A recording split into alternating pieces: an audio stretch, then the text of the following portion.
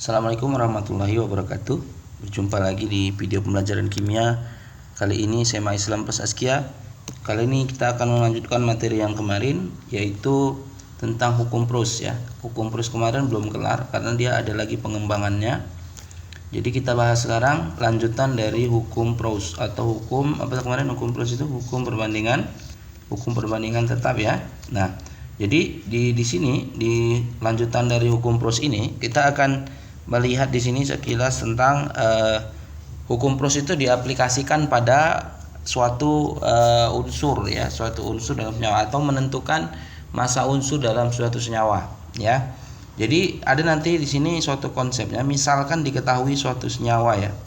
Misalnya ada suatu senyawa, yaitu senyawanya itu terdiri dari unsur A dan unsur B. Jadi unsur A-nya indeksnya sebanyak X ya.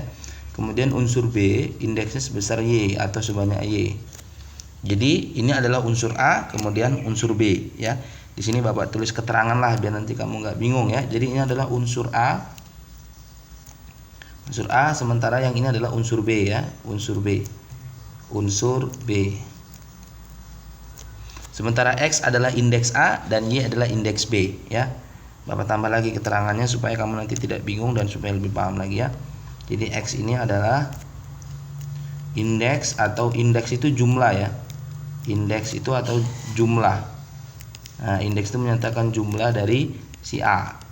Ya, kemudian Y itu jelas nanti indeks dari si B. Gitu. Misalkan ada senyawa seperti ini AXB ya. Nah, kita bisa menentukan berapakah massa A. Nah, tapi sebelum ke massa A itu apa yang berlaku dari unsur ini? Ada 3. Pertama, ya, yang pertama sekali adalah kita bisa menentukan ya di mana X dan Y itu adalah mol dari A dan B. Jadi dalam senyawa tersebut, jadi mol dari unsur A ya kan, kita banding dengan mol dari unsur B, itu sama dengan indeksnya. Jadi X itu adalah mol A, Y itu adalah mol B. Nah, ini aturan yang pertama. Oke, yang kedua, kita bisa menentukan nanti massa A dalam senyawa AXBY. Jadi kalau umpamanya nanti ditanya di sini berapakah gram dari A, gram A atau massa A dalam AXBY, maka cara menghitungnya dengan membandingkan AR atau atom relatif dari unsur A yang dikali dengan X lalu dibagi dengan MR senyawanya AXBY tersebut. Jadi AR dari A, karena apa? AR A karena gram A dikali X. X itu adalah indeks A. Nah, gitu ya. Lalu nanti di sini dikalikan dengan gram senyawanya AXBY. Begitu, ya. Nah, nanti kalau umpamanya ditanya gram B gimana? Berarti kalau gram B berarti ARB dikali Y. Nah, Bapak lengkap ya. Jadi kalau ditanya gram B berarti nanti AR-nya ARB. Nah, dikali dengan indeks B yaitu Y per MR, tetap MR AXBY dikali gram AXBY. Gitu ya. Jadi ini yang kedua dari senyawa tersebut. Kemudian yang ketiga dari senyawa tersebut menurut hukum Proust ini berlaku nanti gramnya ini bisa kita ganti persen. Jadi massa itu bisa ditanya atau bisa kita nyatakan dalam bentuk persen. Jadi persen A berapa dalam senyawa itu? Rumusnya sama, yaitu ARA kali X per MR senyawanya AXBY ya, dikali, tapi di sini bukan gram senyawa tapi dikali 100%. Jadi tinggal ganti aja gramnya dengan persen. Gitu. Jadi kalau umpamanya nanti B berarti gram B persen B sama dengan ARB kali Y jadinya per MR AXBY dikali 100%. Nah, jadi kalau ditanya persen kita tinggal ganti menjadi 100%. Nah, contoh sini Bapak tuliskan contoh.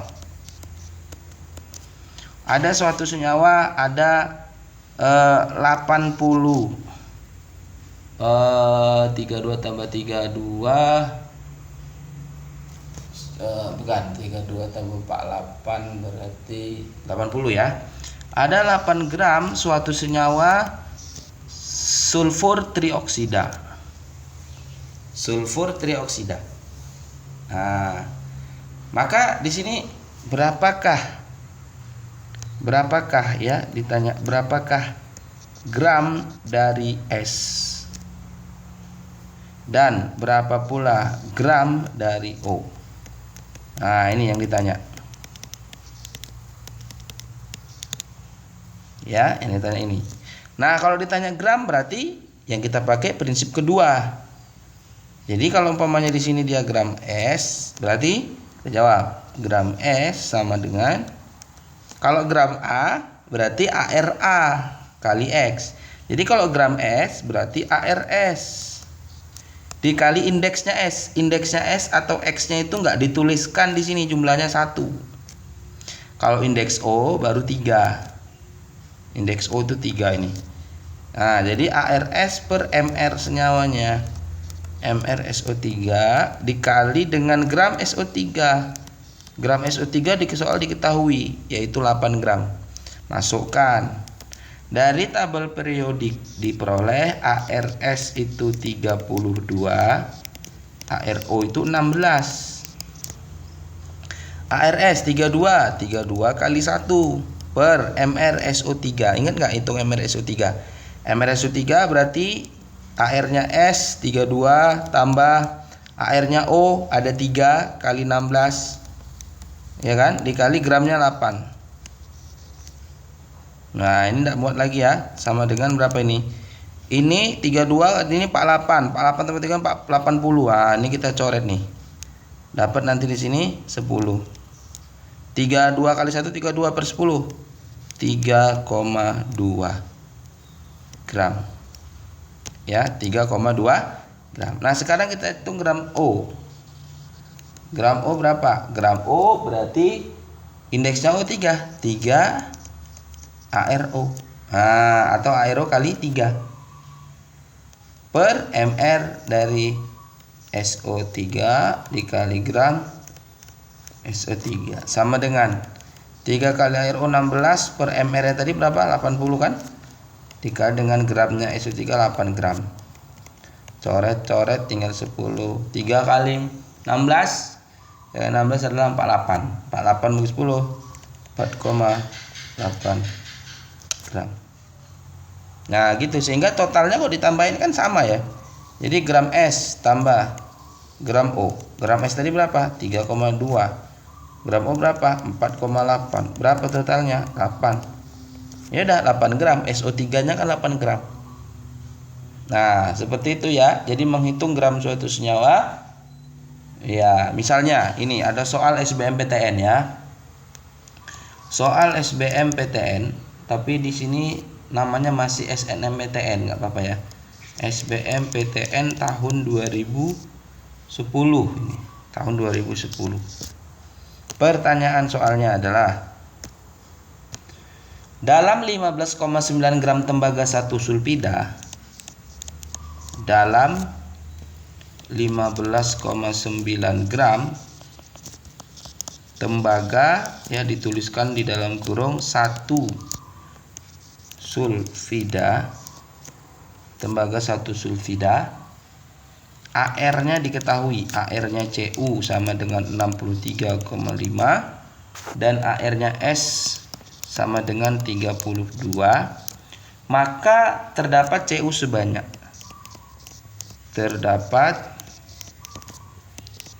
sebanyak, titik-titik berapa gram. Nah, seperti itu ya soalnya ya. Nah, lalu kita jawab. Bagaimana cara menjawabnya?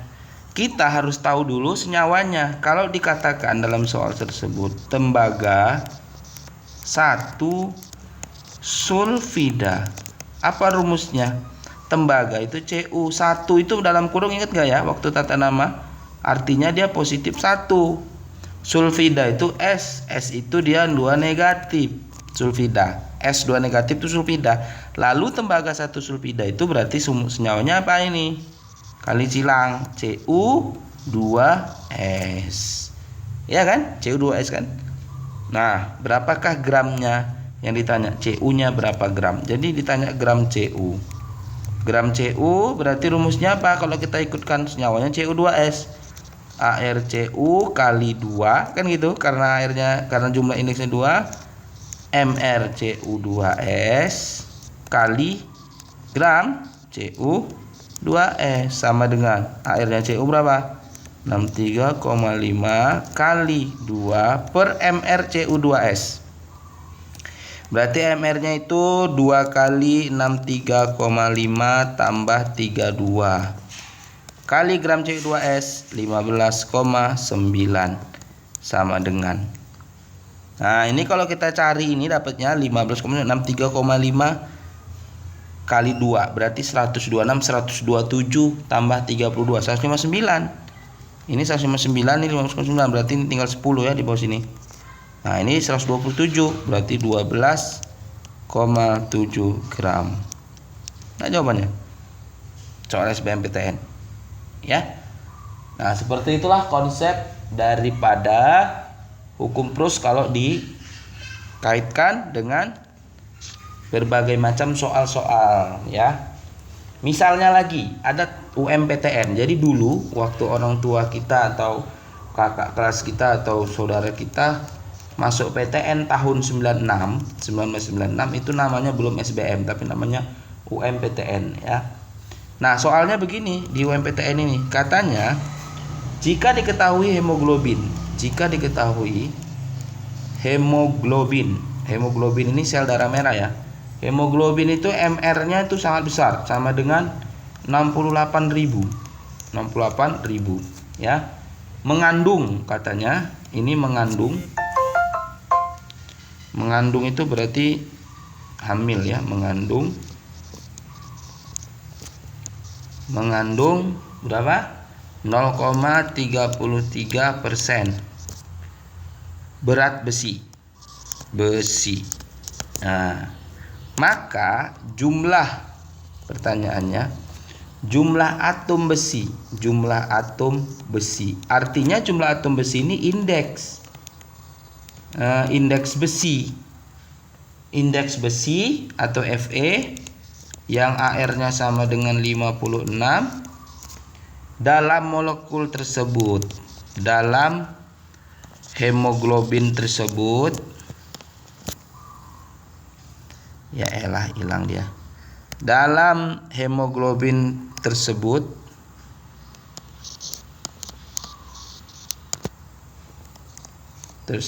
adalah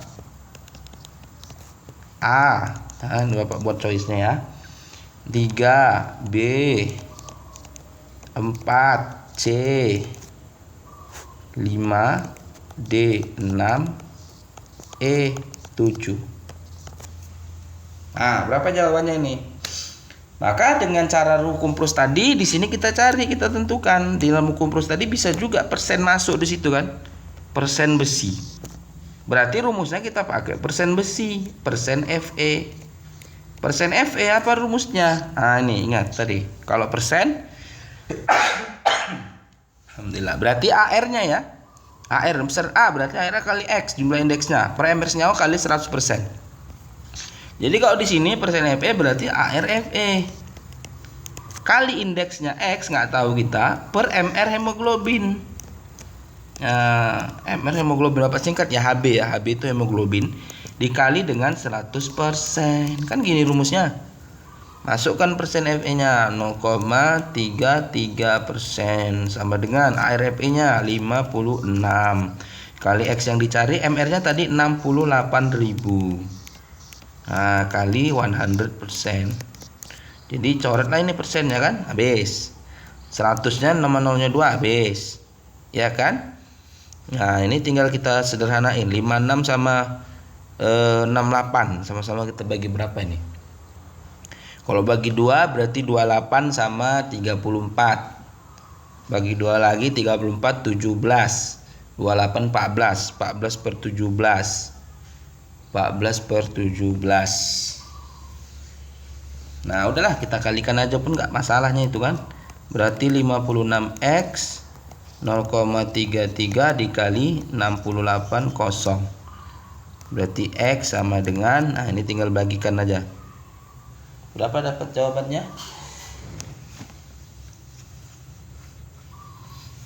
56,78 seperti itu, sepertiga ya. Sepertiga. Oke, kita carilah ya. Sepertiga 0,33 itu kan sepertiga kali 680. Lalu nanti dia dibagi lagi sama 56. Sama dengan 68 bagi 3 itu enggak habis. 68 bagi 3 enggak habis. Berapa jadinya? Sepertiga dikali ini tadi jadinya bagi 4. Kalau bagi 4 ini tadi 1 kemudian 17. 170 per 56. 56 itu bagi 4 berarti 14. Sama dengan 110 bagi 14. Kalau bagi 3 70 15. Nah, 70 bagi 3 berarti, nah kita bagi aja ya, nggak apa-apa. Bagi berarti berapa tuh dapatnya? 17 bagi 3 itu 5 ya, 5 kemudian sisa berapa? Sisa 20 bagi 3 berarti 6, 56. Sekitar 56, sekian bagi 14, 4 ya. Ya kan? 4. Jadi jawabannya X-nya 4. Nah, ini B. Itu hukum pros. Ya, menghitung unsur dalam senyawa. Demikian saja video ini. Berikutnya nanti ada latihan yang akan Bapak berikan. Terima kasih. Wassalamualaikum warahmatullahi wabarakatuh.